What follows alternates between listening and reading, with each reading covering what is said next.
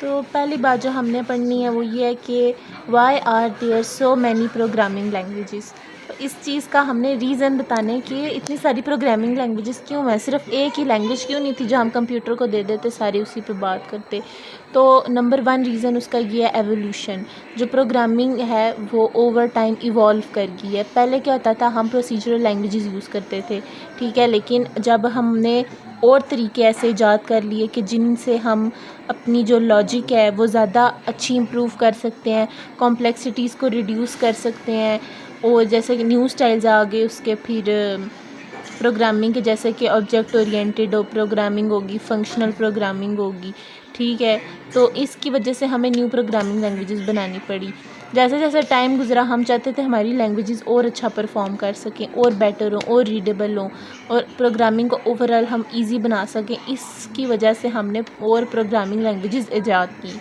फिर हमने देखा कि सिर्फ एवोल्यूशन की वजह से ही प्रोग्रामिंग लैंग्वेजेस इवॉल्व नहीं हुई, इसमें कुछ सोशो इकोनॉमिक फैक्टर्स भी इन्वॉल्व थे। तो इसमें क्या हुआ कि जो बड़ी बड़ी कंपनीज़ हैं जो अपनी प्रोग्रामिंग लैंग्वेजेस बनाती हैं, तो वो क्या चाहती हैं कि उनके पास प्रॉफिट हो और उनके पास कंट्रोल हो। फॉर एग्ज़ाम्पल ओरेकल है जो वो जावा को मेंटेन करती है, माइक्रोसॉफ्ट ने सी शार्प को बनाया विंडोज़ के लिए, और वो कम्युनिटीज़ जो ओपन सोर्स में काम कर रही हैं वो, तो जो ओपन सोर्स कंपनीज़ आपस में काम कर रही होती हैं तो उन्होंने भी पाइथन और रस्ट जैसी पावरफुल लैंग्वेजेस को बनाया, ठीक है। अब दो रीज़न्स हमने देख लिए, थर्ड रीज़न क्या था, फिर क्या था कि कुछ लैंग्वेजेस ऐसी होती हैं जिनके जो वो कुछ स्पेसिफिक टास्क के लिए बनी होती हैं, ठीक है, वो टास्क स्पेसिफिक होती हैं। फॉर एग्जांपल एसक्यूएल जो है वो किसके लिए स्पेसिफिक है, वो डेटाबेस क्यूरीज़ के लिए है। आर जो है वो परफेक्ट है स्टैटिस्टिकल कंप्यूटिंग के लिए, और जो मैटलैब है वो इंजीनियरिंग सिमुलेशंस के लिए, और वेरीलॉग डिज़ाइनिंग हार्डवेयर सर्किट्स, ठीक है। तो इन शॉर्ट इसमें यह है कि कुछ लैंग्वेजेस टास्क स्पेसिफिक हैं, वो ऐसे कुछ टास्क हैं वो वही बेहतर तरीके से अंजाम दे सकती हैं बजाय इसके कि कोई और दूसरी, जैसे एसक्यूएल के अलावा डेटाबेस क्यूरी के लिए एसक्यूएल के अलावा कोई और लैंग्वेज उतनी अच्छी नहीं होगी जितनी एसक्यूएल खुद ही है, ठीक है। फिर फोर्थ रीज़न था कि जो हार्डवेयर चेंज हो रहा है जैसे जैसे, तो हार्डवेयर भी लैंग्वेज के डिज़ाइन को अफेक्ट करता है, ठीक है।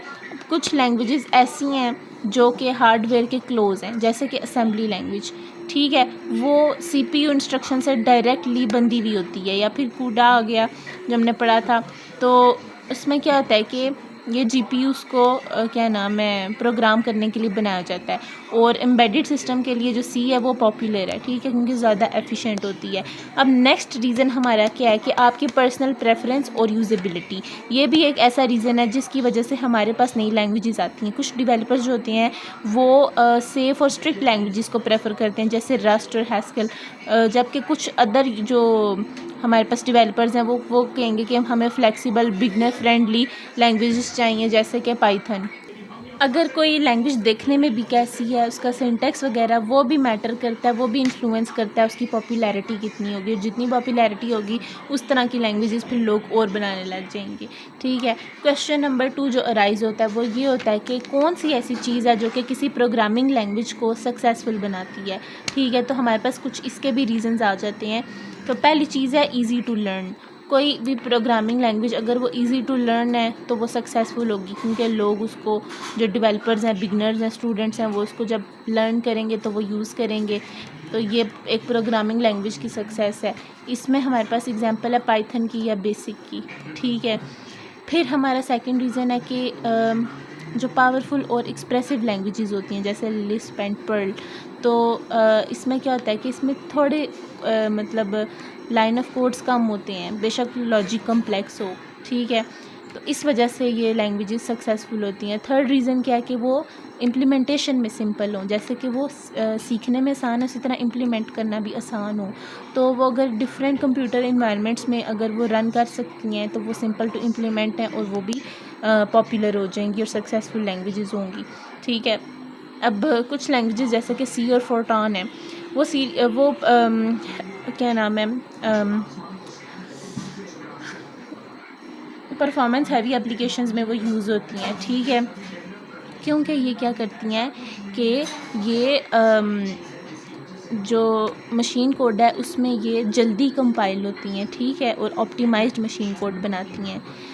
नेक्स्ट रीज़न हमारे पास आ जाता है कि कॉरपोरेट की जो सपोर्ट है वो भी मैटर करती है, यानी बिग कंपनी से जो आपको सपोर्ट आ रही है। फॉर एग्ज़ाम्पल जो कोबॉल है वो एक बिज़नेस स्टैंडर्ड क्यों बना, क्योंकि बैंक्स और गवर्नमेंट्स उसको यूज़ करते थे। जावा को ओरेकल ने सपोर्ट किया और इसलिए वो पॉपुलर हो गई, ठीक है। माइक्रोसॉफ्ट जो है उसको विंडोज़ की वजह से पुश मिली, ठीक है।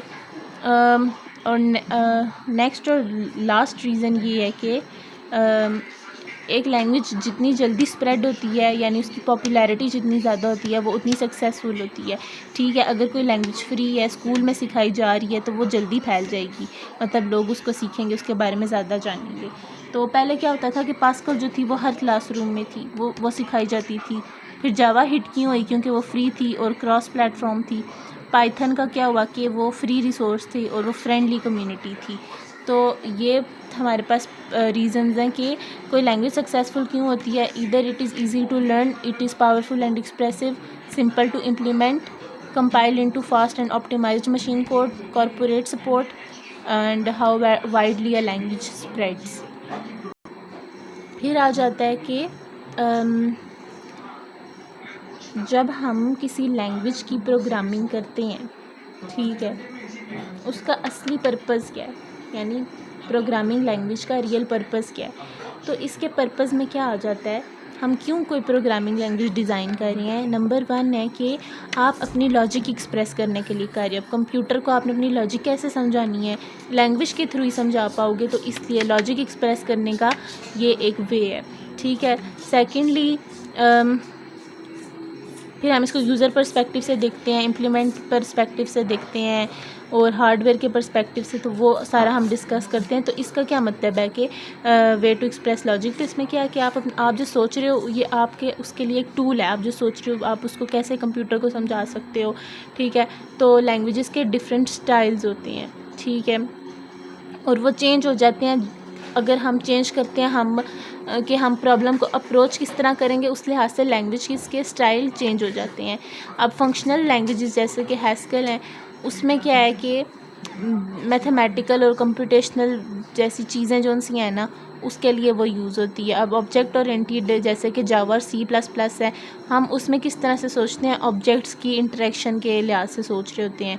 फिर जो डिक्लेरेटिव लैंग्वेजेस हैं जैसे कि SQL, वो हमें उसमें क्या होता है कि वो हमें ना डिस्क्राइब करने देती है जो हम चाह रहे होते हैं। मतलब उसमें हमें ये नहीं बताना होता कंप्यूटर को कि कैसे करना है, हम बस बताते हैं जो हमें चाहिए होता है, हम अपनी क्यूरी बताते हैं, फिर वो हमें रिज़ल्ट दे देता है, ठीक है। अब यूज़र पर्सपेक्टिव से क्या है कि रियल पर्पस क्या हो सकता है प्रोग्रामिंग लैंग्वेज का। एक लैंग्वेज जो होती है वो मशीन की मैसी डिटेल्स हाइड कर देती है।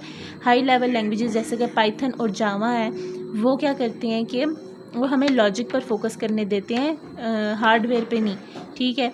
लेकिन जैसे लोअर लेवल की लैंग्वेजेस हैं जैसे कि C और रस्ट, वो भी हमें अच्छी परफॉर्मेंस और कंट्रोल दे देते हैं जब हमें चाहिए होता है, ठीक है। एक प्रोग्रामिंग लैंग्वेज हार्डवेयर से बात करने का तरीका भी है। फॉर एग्ज़ाम्पल हम हार्डवेयर से बजाय इसके कि बाइनरी में बात करें, हम ऐसा रीडेबल कोड लिखते हैं जो कि कंपाइलर उसको मशीन इंस्ट्रक्शंस में कन्वर्ट कर देता है, ठीक है। इस वजह से डीबगिंग ईजी हो जाती है।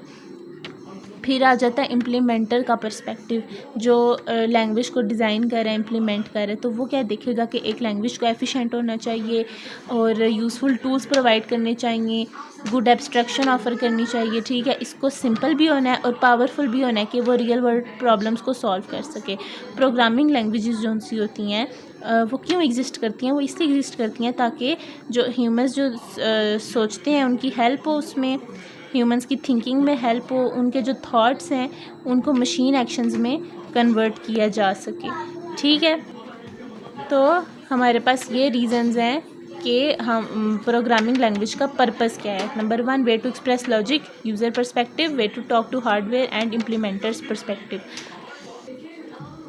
अब अगर कोई ये सोचे कि हम प्रोग्रामिंग लैंग्वेज स्टडी क्यों कर रहे हैं, इसका हमें फ़ायदा क्या है, तो प्रोग्रामिंग लैंग्वेज को स्टडी करने के हमारे पास काफ़ी सारे बेनिफिट्स होते हैं। तो नंबर 1 ये है कि आपको जितनी लैंग्वेजेस पता होंगी तो आपको ये बात पता चल जाएगी कि जो काम आप करना चाह रहे हो उसके लिए राइट लैंग्वेज कौन सी है।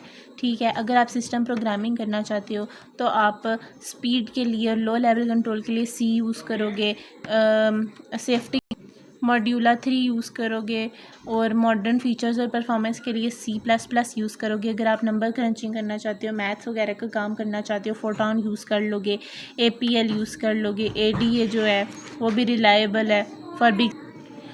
सिम्बॉलिक डेटा के लिए आप कॉमन लिस्प यूज़ कर सकते हो, उसमें बहुत सारे फीचर्स हैं। जो स्कीम है वो मिनिमल है और एलिगेंट है। तो ML इसमें क्या है कि स्ट्रॉन्ग टाइपिंग है और प्रूफ सिस्टम्स में यूज़ होती है। एम्बेडेड सिस्टम्स में आप क्या कर सकते हो, ADA यूज़ होता है डिफेंसिव और एरोस्पेस वगैरह में। मॉड्यूला 2 जो है वो स्ट्रक्चर्ड है, safe but less. Network programs के लिए आप जावा को यूज़ कर सकते हो और C with cobra. It is complex लेकिन पावरफुल होती है। रीज़न नंबर 2 क्या होगा? पहला रीज़न तो ये था कि आपको समझ आ जाएगी किस जॉब के लिए कौन सी लैंग्वेज राइट है। नंबर 2 रीज़न क्या है कि जो अगर आप एक लैंग्वेज यूज़ करते हो आपके लिए दूसरी लैंग्वेजेस सीखना आसान हो जाता है। अगर आपको बेसिक कॉन्सेप्ट्स पता चल गया आप बाकी लैंग्वेज पे इजीली स्विच कर सकोगे।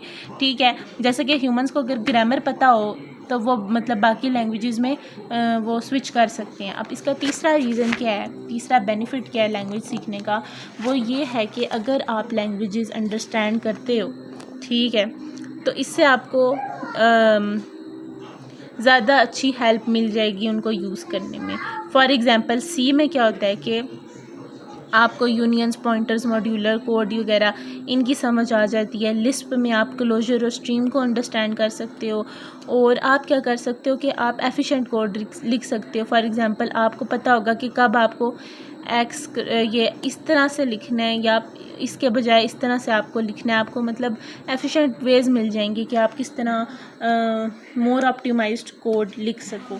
ठीक है, अब फिर क्या है कि अगर कोई ऐसी लैंग्वेज है जो कि आप जो चीज़ें चाह रहे हो उनको वो सपोर्ट नहीं भी करती तो आप अल्टरनेटिव्स भी ढूंढ सकते हो। फॉर एग्ज़ाम्पल फोर्ट्रॉन का ज़्यादा अच्छा कंट्रोल स्ट्रक्चर नहीं है तो आप उसकी जगह कमेंट्स यूज़ कर सकते हो और केयरफुली कोडिंग कर सकते हो।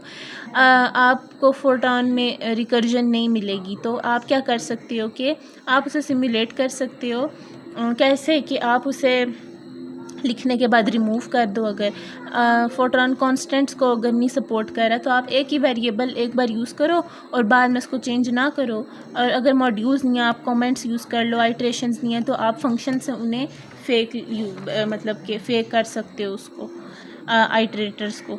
ठीक है, तो 3 बेनिफिट्स हमने देखे हैं प्रोग्रामिंग लैंग्वेजेस के। तो नेक्स्ट है कि टाइप्स ऑफ लैंग्वेजेस आ जाती हैं कुछ। तो एक टाइप होती है इम्पेरेटिव। इम्पेरेटिव की आगे से 3 टाइप्स हैं। दूसरी टाइप होती है डिक्लेरेटिव, तो आगे से उसकी भी हमारे पास 2 टाइप्स डिस्कस हुई हैं, ज़्यादा भी हो सकती हैं। तो इम्पेरेटिव लैंग्वेजेस में क्या होता है कि आप कंप्यूटर को बताते हो कि कोई काम कैसे करना है, स्टेप बाय स्टेप बताते हो। तो उसमें नंबर 1 टाइप आ जाती है वॉन न्यूमान लैंग्वेजेस की। For example Fortran, pascal, basic और सी। ये वो लैंग्वेजेस हैं जो हार्डवेयर के क्लोज होती हैं, ये मेमोरी को चेंज करती हैं। तो वॉन न्यूमैन में क्या होता है कि it is a series of commands, variables और इसके साइड इफ़ेक्ट्स और चेंजेस कॉमन है। अब जैसे सी में होता है एक एक स्टेप हम कर रहे होते हैं तो ये उसमें आता है कि आप एक एक कमांड देते हो। फिर आ जाती हैं ऑब्जेक्ट ओरिएंटेड लैंग्वेजेस, उनमें आ जाता है स्मॉल टॉक, आईफल, C++, जावा। ये क्या करते हैं, ये कोड को ऑब्जेक्ट्स में ऑर्गेनाइज कर देते हैं जो कि रियल वर्ल्ड थिंग्स के ब्लूप्रिंट्स होते हैं। इसमें क्या है, आप कोड को रीयूज़ कर सकते हो। जैसे आप फंक्शन बनाते हो बाद में उसको कॉल करते हो तो ये वो वाली बात हो रही है, आप रीयूज़ कर सकते हो कोड के अंदर ही। तो आप क्या नाम है, इनहेरिटेंस और पॉलीमॉर्फिज्म इसमें यूज़ करते हो। फिर आ जाती हैं स्क्रिप्टिंग लैंग्वेजेस जैसे पर्ल, पाइथन, जावास्क्रिप्ट, PHP। तो ये क्या होता है कि ये ज़रा सी लूजली टाइप्ड होती हैं, ठीक है, और वेब डेवलपमेंट के लिए ये ग्रेट है। जैसे पाइथन है, PHP तो है ही बैक एंड के लिए ग्रेट है। तो क्विक ऑटोमेशन के लिए ठीक है, इनको यूज़ करना इजी है। मुझे तो मुश्किल लगता है लेकिन इजी है और समटाइम्स स्लो भी होता है। स्लो इसीलिए काम मुश्किल हो रहा होता है। जैसे वेब डेवलपमेंट है, PHP, ये कह रहे हैं ईजी है यूज़ करना। इजी होता है तो स्लो ना होता है, मान लेते हैं। फिर आ जाता है डिक्लेरेटिव लैंग्वेजेस। इसमें आप क्या करते हो, आप डिस्क्राइब करते हो क्या करना है, ये नहीं कहते कि कैसे करना है, ठीक है। इसकी दो टाइप्स आ जाती हैं, फंक्शनल लैंग्वेजेस और logic and constraint based languages. Functional languages में Scheme, ML, Haskell, pure Lisp ये आ जाती हैं, ठीक है। ये साइड इफ़ेक्ट्स को अवॉइड करती हैं और लूप्स के बजाय रिकर्जन यूज़ करती हैं और फंक्शंस को मैथ की तरह ट्रीट करती हैं। ये क्लीन और एब्स्ट्रैक्ट होती हैं। अब जो ये वाली टाइप है लॉजिक वाली, तो इसमें क्या है कि जैसे प्रोलॉग है, वीसी कैल्क, आरपीजी, इनसे तो मैं फेमिलियर नहीं हूँ, लेकिन ये भी कोई लैंग्वेजेस रही हैं किसी ज़माने में। तो इनमें क्या होता है कि ये पैटर्न मैचिंग यूज़ करती हैं और रूल्स को, ठीक है।